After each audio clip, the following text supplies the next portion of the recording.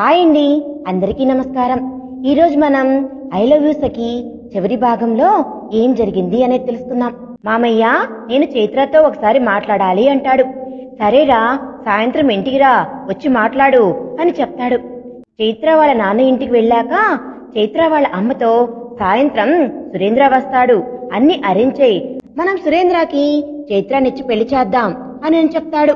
ఆమె అవసరం లేదు, మనల్ని కాదని పెళ్లి చేసుకున్నాక మన బిడ్డని ఎలా ఇస్తాం అని అంటుంది. ఏదో తప్పు జరిగిందే, చాలా మంచోడు, ఆ అమ్మాయిని నమ్మాడు, అలా మోసం చేసింది, మోసం చేస్తే ఇప్పుడు మన అమ్మాయి కావాలా అని అంటుంది. నువ్వు అవన్నీ మర్చిపో, చైత్ర మనసులో సురేంద్రనే ఉన్నాడు, వాణ్ణి చాలా ఇష్టపడింది, భర్తగా ఊహించుకుంది, అది కాదని చెప్పి వేరే వాణ్ణిచ్చి పెళ్లి చేస్తావా? ఇప్పుడైతే ఒక అవకాశం అయితే వచ్చింది కదా, ఇప్పుడు అమ్మాయితో మంచిగా ఉంటే మన అమ్మాయి వైపు కన్నెత్తి కూడా చూడడు కదా. మనం అప్పుడు మన అమ్మాయికి వేరే సంబంధం చూసేవాళ్లమే, ఇప్పుడు అలా జరగలేదు కదా. ఇంట్లో మేనల్లుడు మంచి వ్యక్తి, అది వదిలేసుకొని వేరే సంబంధం ఎందుకు? నేను వాడిని అడిగేసి వచ్చాను, వాడు చేసుకోనన్నాడు, నాకంటే మంచి భర్త దొరుకుతాడు చైత్రకి అన్నాడు, నేను చేసుకోను అని. అలా అయినా చెప్పాడు, పుణ్యం కట్టుకున్నాడు అని అంటుంది. చైత్ర నీ బిడ్డ, తన మనసులో ఏముందో తెలుసుకుని మాట్లాడు. సురేంద్రాన్ని ఇష్టపడుతుంది, అది సుఖపడాలి అంటే సురేంద్రకి ఇవ్వాలి కదా. ఇప్పుడైతే కలిసొచ్చింది కదా, దేవుడు వాళ్ళిద్దరికీ రాశాడేమో అని అంటాడు. సాయంత్రం వాడు వస్తే నువ్వేమీ మాట్లాడొద్దు, మర్యాద చేయి, చైత్రకి ఇష్టమైతేనే సురేంద్రకిచ్చి పెళ్లి చేద్దాం అని చెప్తాడు. చైత్ర వాళ్ళమ్మ చైత్ర దగ్గరికి వెళ్లి, మీ నాన్న చెప్పిందంతా విన్నావు కదా చైత్ర, నీ మనసులో ఎవరున్నారు అని అడుగుతుంది. అమ్మా, ఏంటమ్మా కొత్తగా అడుగుతున్నావు, నా మనసులో ఎవరున్నారో నీకు తెలీదా అని అడుగుతుంది. అలా కాదు, ఒకసారి పెళ్ళయ్యాక విడాకులు తీసుకున్నాడు కదా, అయినా అతన్ని ఇష్టపడి పెళ్లి చేసుకుంటావా అని అడుగుతున్నాను అని అంటుంది తల్లి. బావ చేసుకుంటా అన్నాడా అని అడుగుతుంది. నీకేం తక్కువ, ఎందుకు చేసుకోడు, ముందు నీ సమాధానం కావాలి అని అంటుంది. నేను భావన చేసుకుంటాను అని అంటుంది చైత్ర. సరే, నీ మనసుకు నచ్చాడు కాబట్టి నీ సుఖమే మాకు కావాల్సింది, అతనికిచ్చి పెళ్లి చేస్తాం, కానీ నువ్వు గట్టిగా అడుగు, మళ్ళీ ఇంకో అమ్మాయి వైపు చూసి జీవితంలో ముందు మరొక అమ్మాయితో లింకు పెట్టుకోవడానికి గ్యారంటీ ఏంటి? అమ్మా, బావ అలాంటి వాడు కాదు, అలా అనుకోకుండా మోసపోయాడు, అన్నీ మీరే చెప్పండి, తండ్రి కూతురు ఇద్దరూ కలిసి అతడు ఎన్ని చేసినా మంచోడే మీకు అని చెప్పేసి వెళ్లిపోతుంది సీరియస్ గా. సాయంత్రం అయినాక సురేంద్ర వస్తాడు. సురేంద్రను చైత్ర వాళ్ళ అమ్మ బాగున్నావా అని అడుగుతుంది.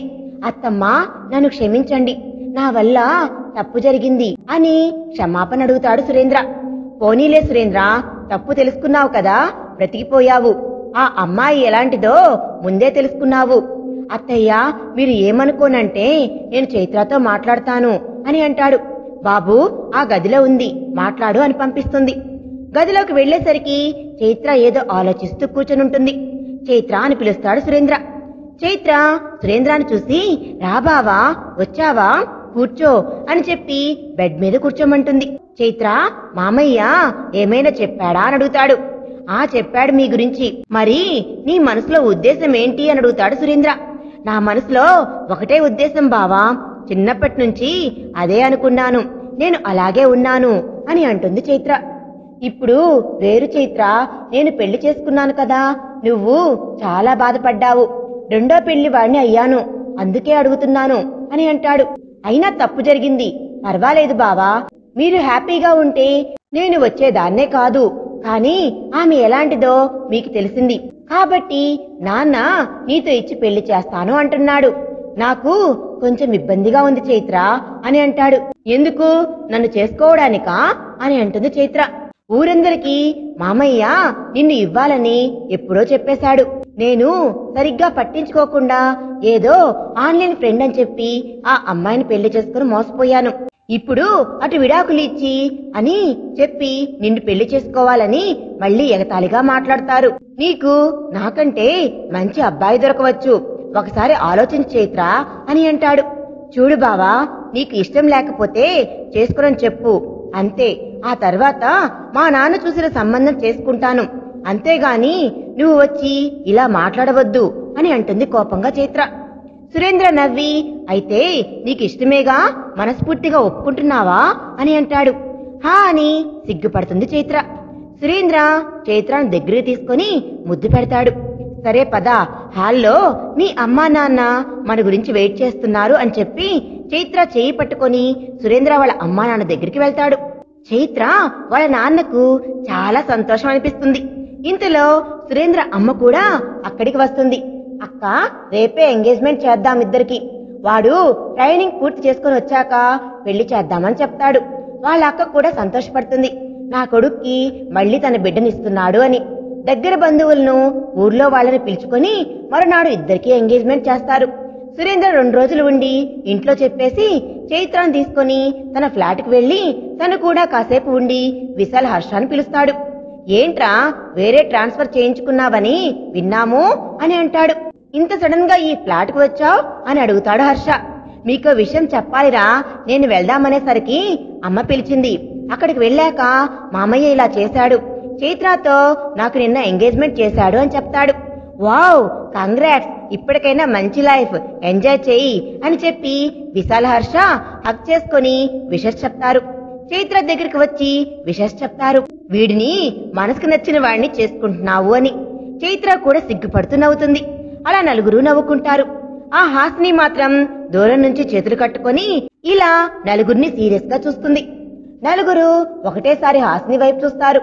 సురేంద్ర మెల్లగా హాసిని దగ్గరికి వచ్చి, హాసిని, నన్ను క్షమించు. నీ ఫ్రెండ్కి అన్యాయం చేశానని నీకు కోపం వచ్చింది కదా, ప్లీజ్ ఇప్పటి నుంచి చాలా బాగా చూసుకుంటాను చైత్రను, నన్ను క్షమించవా అని అడుగుతాడు. ఏంటి సురేంద్ర, వాళ్ళు క్షమించేది? మళ్ళీ ఫ్యూచర్ లో వేరే అమ్మాయిని చూడవని గ్యారంటీ ఏముంది? మీ మగవాళ్లంతా అంతే అని అంటుంది హాసిని సీరియస్ గా.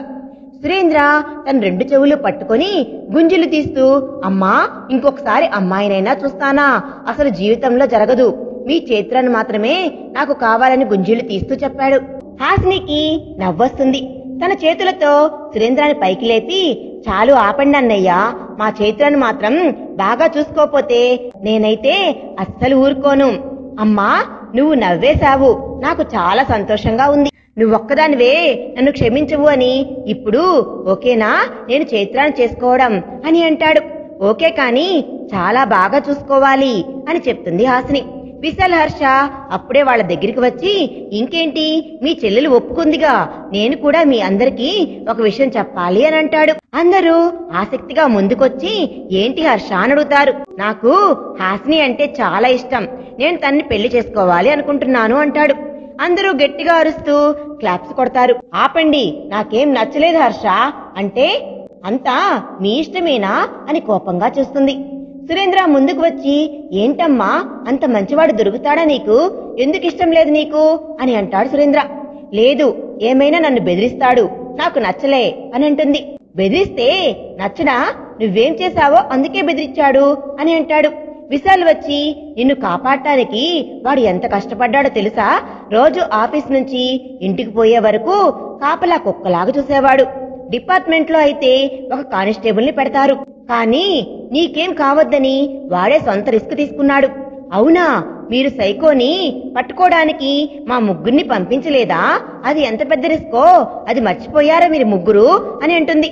అలా అయితేనేగా సైకోగాడు దొరికింది, ఇప్పుడు చూడు ప్రశాంతంగా ఉంది అని అంటాడు విశాల్. హర్ష హాసిని మాటలు ఏం పట్టించుకోకుండా, మీకు ఇంకో విషయం చెప్పాలి అని అంటాడు. ఇంకా విషయాలు ఉన్నాయా? చెప్పు హర్ష అని అంటుంది చైత్ర. మా లక్ష్మికి పెళ్లి కుదిరింది. వావ్, కంగ్రాట్స్ అని చెప్తారు. హర్ష విశాల్ని చూస్తాడు. విశాల్ మామూలుగా కనిపిస్తాడు. మా బావ ఎవరో తెలుసా అని అడుగుతాడు. చెప్పండి, మాకెలా తెలుస్తుంది అని అంటారు.